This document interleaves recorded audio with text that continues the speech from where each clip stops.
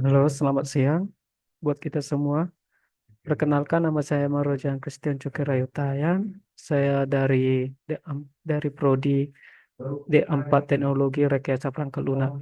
Di sini saya akan membahas tugas PSDW week 9, yaitu Boolean Logic.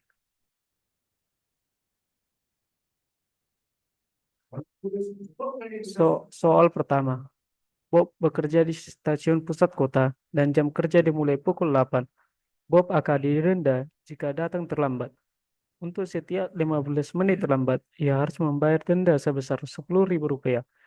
Misalnya, jika ia tiba sebelum pukul 8:15, maka ia tidak didenda. Jika ia datang pukul 8:20, maka ia akan didenda Rp10.000. Pagi ini, Bob ketiduran dan tiba di stasiun keberangkatan pukul 8:08.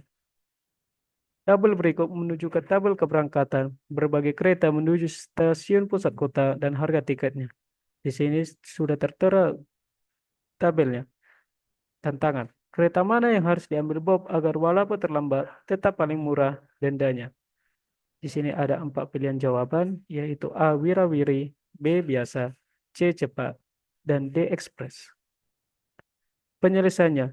Diketahui Bob tiba di stasiun pada pukul 8:08.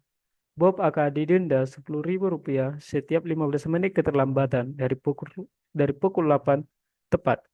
Pilihan kereta dan kalkulasi biaya. Yang pertama, kereta biasa, berangkat tiap 5 menit, keberangkatan terdekat. Pukul 8:10, waktu ditempuh 40 menit, tiba di stasiun pusat kota, pukul 8:50, keterlambatan 50 menit, atau denda untuk 4 interval 15 menit. Denda 4 kali Rp10.000 menjadi Rp40.000. Total biaya Rp5.000 ditambah Rp40.000 menjadi Rp45.000. 2. Kereta wirawiri. Berangkat tiap 10 menit. Keberangkatan terdekat pukul 8:10, waktu tempuh 30 menit. Tiba di stasiun pusat kota pukul 8:40, keterlambatan 40 menit atau denda interval 15 per menit. Denda 3 kali Rp10.000 menjadi Rp30.000. Total biaya Rp10.000 ditambah Rp30.000 menjadi Rp40.000. 3. Kereta cepat.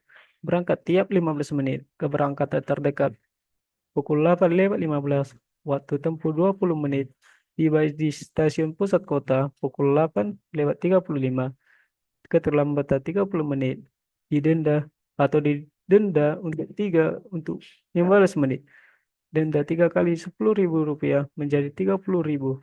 Total biaya Rp15.000 ditambah Rp30.000 menjadi Rp45.000. 4. Kereta ekspres. Berangkat tiap 20 menit. Keberangkatan terdekat pukul 8:20. Waktu tempuh 12 menit. Tiba di stasiun pusat kota pukul 8:32. Keterlambatan 32 menit atau denda untuk 3 interval 15 menit. Denda 3 kali Rp10.000 menjadi Rp30.000. Total biaya Rp20.000 ditambah Rp30.000 menjadi Rp50.000. Dengan kesimpulan akhir, setelah pertimbangkan ulang, kereta dengan total biaya paling murah adalah Wirawiri dengan total biaya Rp40.000. Dengan jawaban yang benar adalah A. Wirawiri. Soal kedua, ada 2 stand atau kios penjual es krim warna-warni dengan 4 warna es krim, yaitu warna pink, kuning, ungu, dan hijau. Es krim pada stand pertama dibuat dengan mengikuti instruksi sebagai berikut. Mulai dengan corong kosong, kemudian ambil warna secara sembarang atau random, tambahkan 2 bulatan berwarna sama, tambah 1 bulatan dengan warna berbeda jika tingginya sudah sesuai yang diminta. Berhenti. Jika belum, kembali langkah pertama. Es krim pada stand kedua tidak mengikuti instruksi tersebut. Tantangan. Yang mana merupakan es krim stand kedua? Penyelesaian. Untuk menentukan mana es krim dari stand kedua, kita perlu memperhatikan bahwa es krim di stand pertama mengikuti aturan tertentu, sedangkan es krim di stand kedua tidak mengikuti aturan tersebut. Aturan untuk stand pertama adalah mulai dengan corong kosong, pilih warna secara acak dan tambahkan dua bulatan dengan warna yang sama. Tambahkan satu bulatan dengan warna berbeda. Jika tingginya belum sesuai, ulangi langkah 2 sampai 3. Berarti es krim dari stand pertama akan selalu memiliki dua bulatan berturut-turut dengan warna yang sama, diikuti oleh satu bulatan dengan warna berbeda. Mari kita periksa pilihan jawabannya. Memiliki urutan warna kuning, kuning, ungu, hijau, sesuai dengan aturan. Memiliki urutan warna kuning, hijau, ungu, ungu, yang tidak mengikuti pola. Memiliki urutan warna hijau, hijau, ungu, kuning, sesuai dengan aturan. Memiliki urutan warna ungu, ungu, hijau, kuning, sesuai dengan aturan. Jadi, jawaban yang tidak mengikuti aturan atau stem kedua adalah B. Soal ketiga. Di kota Bebras, ada 4 jalur kereta api dimulai dari stasiun O, A, B, C, D, A, B, C, dan D. Ada juga 3 stasiun transit, T1, T2, dan T3 yang memungkinkan penumpang pindah jalur. Bebras Jojo akan pergi ke Ju jika ia berganti kereta hanya sekali saja. Dari stasiun pemberangkatan mana ia berangkat? Diketahui di kota Bebras terdapat 4 jalur kereta api, A, B, C, dan D. 3 stasiun transit T1, T2, dan T3. Jojo akan berangkat dari salah satu jalur dan harus mencapai kebun binatang hanya dengan satu kali transfer. Jalur A, keberangkatan langsung ke kebun binatang, transfer. Tidak diperlukan transfer. Di jalur B, keberangkatan Jojo harus melakukan transfer di T3 ke jalur lain. Transfer diperlukan 2 transfer T3 lalu T1 untuk mencapai kebun binatang. Jalur C, keberangkatan Jojo harus melakukan transfer di T2 ke jalur lain. Transfer diperlukan 2 transfer T2 lalu T1 untuk mencapai kebun binatang. Di jalur D, keberangkatan Jojo dapat langsung menuju kebun binatang setelah melakukan satu kali transfer. Transfer hanya diperlukan 1 transfer di T1 untuk mencapai kebun binatang. Dengan kesimpulan, dari analisis di atas dapat disimpulkan bahwa jika Jojo berangkat dari jalur A, ia tidak perlu melakukan transfer sama sekali. Jika ia berangkat dari jalur B atau C, ia memerlukan transfer 2 kali. Jika ia berangkat dari jalur D, hanya 1 transfer yang diperlukan. Oleh karena itu, jawaban yang benar adalah D, karena hanya dari jalur D Jojo dapat mencapai kebun binatang dengan 1 kali transfer. Soal yang keempat, berikut ini adalah peta untuk berjalan-jalan di Taman Bebras. Lingkaran hijau melambangkan pohon dan garis coklat melambangkan jalan. Perhatikan bahwa huruf yang sama dapat dipakai melambangkan pohon. Trayek dari pohon F ke pohon B dapat dituliskan sebagai F, D, E, C, A, B. Pada suatu hari Minggu, ada 2 keluarga jalan-jalan di Taman Bebras.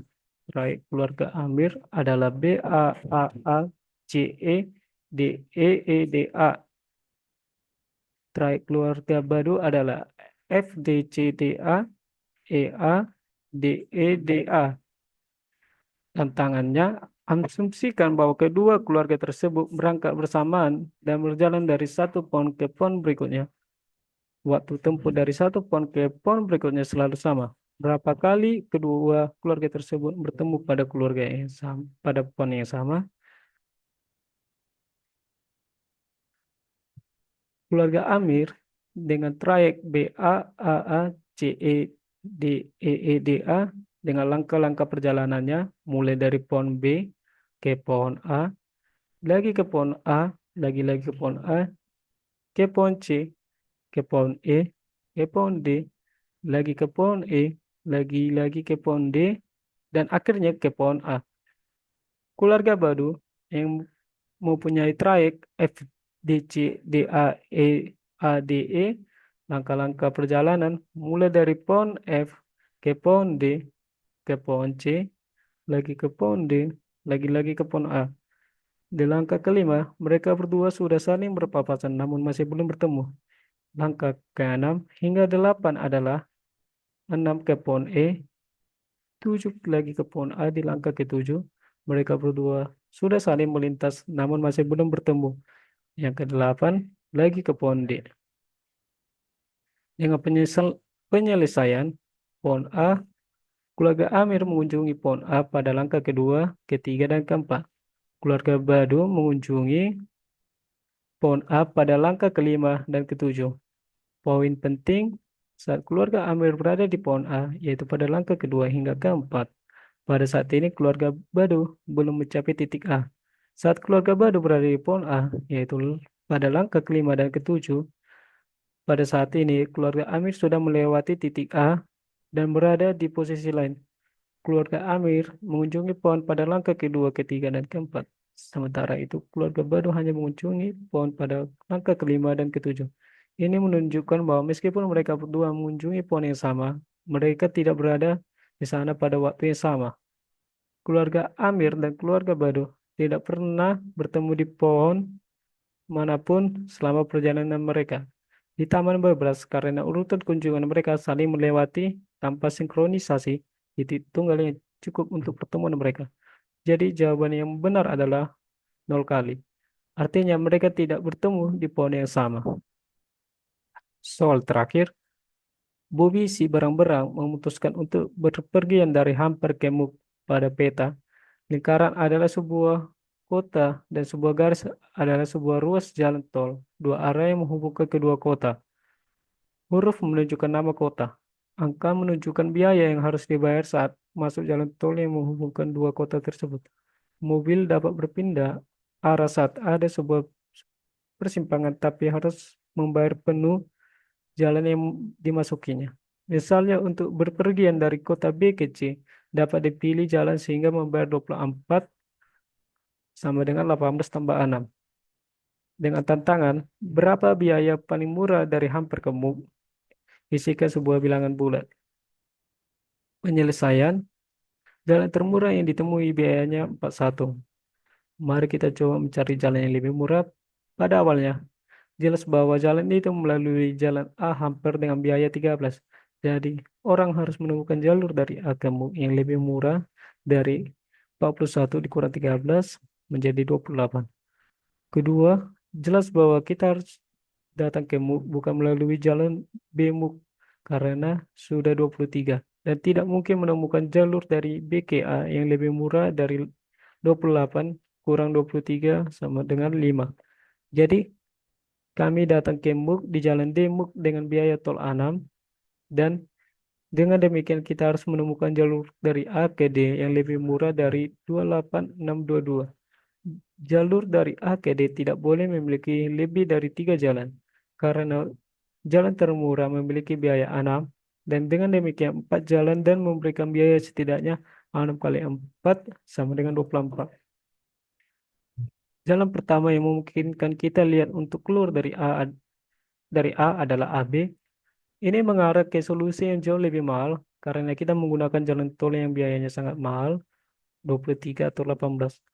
Argumen sama berlaku untuk jalan AF karena jalan ini sangat mahal.